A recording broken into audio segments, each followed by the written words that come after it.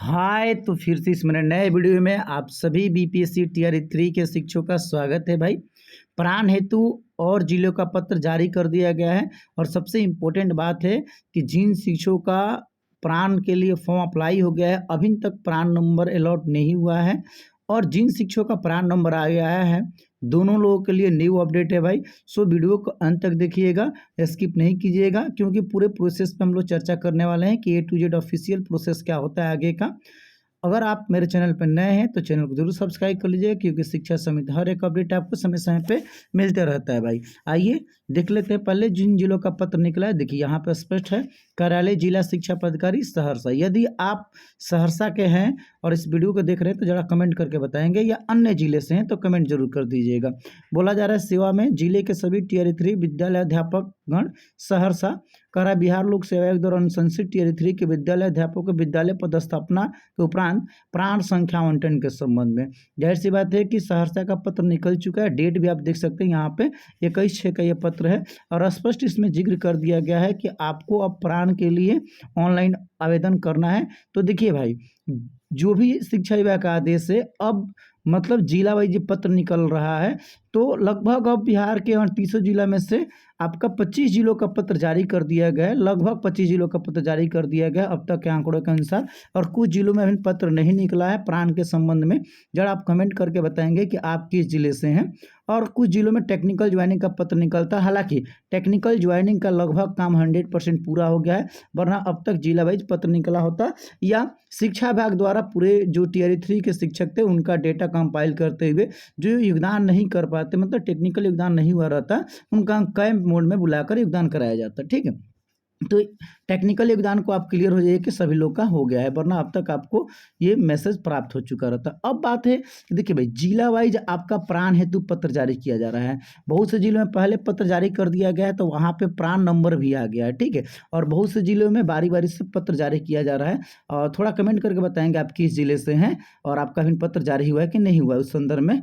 ठीक है, और जिन जिलों में पत्र जारी कर दिया गया है वहाँ पे बहुत से शिक्षक प्राण के लिए ऑनलाइन आवेदन कर दिए हैं। अब उनका कहना है कि सर प्राण नंबर अभी तक नहीं है। थोड़ा कमेंट करके आप बताएंगे कि आपने किस तिथि को प्राण के लिए आवेदन किया था और आप किस जिले से बिलोंग करते हैं, ये जरूर कमेंट कर दें। देखिए, प्राण के नंबर संबंध में आपको स्पष्ट मैं कर देना चाहता हूं कि जो प्राण नंबर अलॉट होता है वो जिला से होता है। बहुत लोगों का ये कमेंट आ रहा था, मैसेज कॉल आ रहा था, ये क्लियर हो जाए, जिला से होता है। कहाँ से होता है? जिला से। डीपीओ ऑफिस से होता है, या तो खुद डीपीओ साहब करते हैं या उनके द्वारा जो नियुक्त कर्मी होते हैं, क्लर्क होते हैं, वो करते हैं। ठीक है, होता ये है कि जो अब आप प्राण के लिए अप्लाई करते हैं तो जिला लॉगिन में उसको देखा जाता है। अगर आपने सही से अप्लाई किया है और आपका डॉक्यूमेंट सही है तो इसका जो मिनिमम समय है वो 24 घंटा। 24 घंटा के बाद आपको प्राण अलॉट किया जा सकता है, आपको प्राण नंबर मैसेज के रूप में प्राप्त हो जाता है। अब बहुत लोगों का ये कहना है शिक्षकों का, सर हमने तो बहुत पहले किया था और हमारे बाद जो शिक्षक किए थे उनका प्राण नंबर आ गया। तो ऐसा हो सकता है भाई, पॉसिबल है कि आपने प्राण के लिए पहले अप्लाई किया था और आपके बाद जो शिक्षक किए थे उनका प्राण नंबर आ गया। ऐसा इसलिए हो जाता है कि जो अधिकारी होते हैं, जो क्लर्क होते हैं, उनको अप्रूव करना होता है। तो हो सकता है कि वो लॉगिन में पहले देखे होंगे, उस रूप में कर दिए होंगे। ठीक है, इस रूप में ये चीज़ें हो सकती हैं। तो इसका संबंध इससे नहीं है कि हमने पहले किया था तो मेरा पहले होना चाहिए बाद में होना चाहिए। हाँ, आप इंतजार कर सकते हैं, इसके लिए कोई शॉर्टकट अपना नहीं अपनाना है। ये नहीं कि आप बीआरसी का चक्कर लगाने लगे, किसी एजेंट से मिल लीजिए, कुछ घूस वगैरह दीजिए, ऐसा कुछ नहीं करना है। ये डीपीओ ऑफिस स्थापना से होता है और बारी बारी से सबका होगा। हाँ, आपका डेटा सही है, आपने सभी डॉक्यूमेंट्स विधिवत रूप से अपलोड किए हैं तो आप इंतजार कर लीजिए, आपका 1 सप्ताह के अंदर प्राण नंबर आ जाएगा। अब बहुत से शिक्षकों का प्राण नंबर आ गया है, वो परेशान है कि सर आगे का प्रोसेस क्या है। तो देखिए, अगर आपका प्राण नंबर आ गया है तो अब आगे का जो प्रोसेस है वह HRMS का है। ठीक है, जिन शिक्षकों का नहीं आया उनका आने के बाद भी यही प्रोसेस होगा। सो आप सभी वीडियो को अंत तक जरूर देखिएगा। HRMS का प्रोसेस होगा। HRMS क्यों होगा भाई?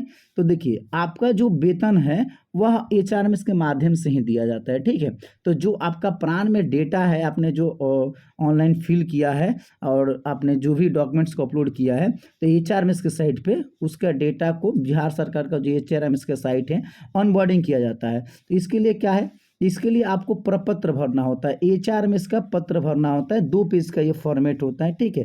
उसमें स्पष्ट तौर पे भरना होता है। अब इसके लिए बहुत से जिलों में पत्र निकलना शुरू हो गया है, ठीक है, उस रूप में कि भाई एचआरएमएस अब आप फॉर्म भर के बीआरसी में जमा कीजिए और बीआरसी के माध्यम से डीपीओ स्थापना में पहुंचेगा। तो अभी आपको फिलहाल में करना ये है कि आपको इंतजार करना है, ठीक है, क्योंकि अब देखिए, अब आप जिस जिले से बिलोंग करते हैं उस जिले के पत्र का इंतजार करना होगा, क्योंकि अब बारी बारी से सभी जिलों का अलग अलग जो डीओ डीपीओ है वह पत्र जारी कर रहे हैं, उस हिसाब से पेमेंट होगा। बहुत से शिक्षक कहना था कि क्या सर पूरे बिहार के शिक्षकों का एक मतलब जो टीआरई 3 से बहाल हुए हैं उनका वेतन एक साथ आएगा क्या? ऐसा नहीं है कि पूरे बिहार के शिक्षकों का वेतन एक साथ आएगा जो टीआरई 3 से बहाल है। हाँ, इतना जरूर है कि जिस जिला में पहले आपका शिक्षकों का प्राण अलॉट होते हुए एचआरएमएस अनबोर्डिंग हो जाए, बिना एचआरएमएस का आपका वेतन नहीं आएगा, ये क्लियर हो जाइए, ठीक है। एचआरएमएस का आपका अनबोर्डिंग होगा, फिर एचआरएमएस के साइट पर आप जाके वहाँ पे अपना लॉगिन करके मतलब वहाँ से फॉरगेट पासवर्ड वगैरह करके उसका स्पेशल वीडियो चैनल पड़ा हुआ है, आप देख भी सकते हैं कि कैसे उसका प्रोसेस होता है, ठीक है। और उसके बाद ही पेमेंट होता है। देखिए, किसी भी जिला में अगर 70 से 80% शिक्षकों का प्राण अलॉट करते हुए एचआरएमएस अनबोर्डिंग हो जाता है तो उस जिले का मतलब वेतन जारी कर दिया जाता है। तो जब भी आपके जिले का एचआरएमएस के लिए पत्र मतलब वहाँ से निकल जाता है कि सभी शिक्षक एचआरएमएस का फॉर्म भरते हुए बीआरसी के माध्यम से जमा करें, तो आपको भर के देना होगा, उसमें सही से देना होगा। लेकिन जिन शिक्षकों का प्राण नंबर आया रहता है वही शिक्षक एचआरएमएस का फॉर्म भर सकते हैं, क्योंकि इसमें एचआरएमएस नंबर आपसे मांगा जाता है। बिना प्राण नंबर का आपका एचआरएमएस बोर्डिंग नहीं होगा, क्लियर समझ लेना, ठीक है। और ऐसा आप देखे होंगे जो विशिष्ट शिक्षक थे, ठीक है, जो सक्षमता 1 या 2 के हैं, मतलब आपके विद्यालय में कार्यरत ऐसे शिक्षक होंगे, तो वहाँ पे उस केस में क्या हुआ था कि बिना उनसे एचआरएमएस फॉर्म भरवाए ही उनका ऑनबोर्डिंग हुआ था। तो ऐसा हो सकता है क्योंकि आपका जितना भी डेटा है वह शिक्षा विभाग के पास है। एक टेक्निकल ज्वाइनिंग के समय में आपका सारा रिकॉर्ड वहाँ पे है, ठीक है, और दूसरा साथ में आप जो प्राण के लिए अप्लाई ऑनलाइन आवेदन किए हैं वहीं सेम डॉक्यूमेंट्स आपको एचआरएमएस के साथ देना होता है। तो ऐसा हो सकता है कि बहुत से जिलों में एचआरएमएस के लिए पत्र नहीं जारी किया जाए और सभी शिक्षकों का डायरेक्ट एचआरएमएस भी कर दिया जाए। अगर ऐसा भी होता है तो जिला द्वारा स्पष्ट पत्र जारी किया जाएगा कि भाई जो भी टीआरई 3 के शिक्षक जिनका प्राण अलॉट हुआ था और वो एचआरएमएस अनबोर्डिंग के इंतजार कर रहे थे, उनका एचआरएमएस अनबोर्डिंग जिला द्वारा कर दिया गया। जैसे कि आप टेक्निकल योगदान के संबंध में देखेंगे बहुत से जिलों में पत्र नहीं निकाला गया, तो वहां पर इसका अर्थ ये थोड़े होगा कि टेक्निकल योगदान नहीं हुआ। वहां पर टेक्निकल योगदान इंटरनल विभाग कर लिया और डायरेक्ट आपका प्राण के लिए पत्र जारी कर देगा। तो ऐसे बहुत से जिलों में हो सकता है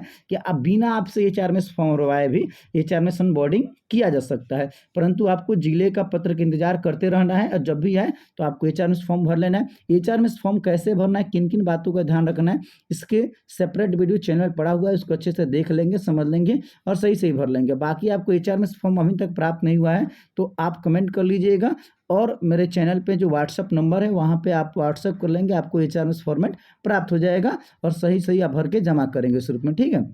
ये आप लोग का सभी तरह का अपडेट था। मैं समझता हूँ कि आपके मन में जितने तरह का कन्फ्यूजन था वो क्लियर हो गया। एक कन्फ्यूजन आप लोग के मन में है, आपके मन में है कि सर अगर मेरा गलती है तो क्या करें। तो देखिए, गलती अगर है तो उस रूप में आपको ग्रीवांस देकर कैंसिल कराना होगा। कैसे ग्रीवांस दिया जाता है इसका भी चैनल पर वीडियो पड़ा हुआ है कि आपका प्राण है तो ग्रीवांस कैसे दिया जाता है, फिर आपका प्राण कैंसिल होता है, उस रूप में आपको फाइनली शुरू से प्राण के लिए आपको ऑनलाइन आवेदन करना होता है। और बहुत लोगों का ये भी हो सकता है कि शिफ्टिंग को लेकर प्रॉब्लम चल रहा था। देखिए, शिफ्टिंग ऑनलाइन होता है, ठीक है, और कैसे होता है उसके सेपरेट वीडियो चैनल पड़ा हुआ है, आप देख के कर लीजिएगा।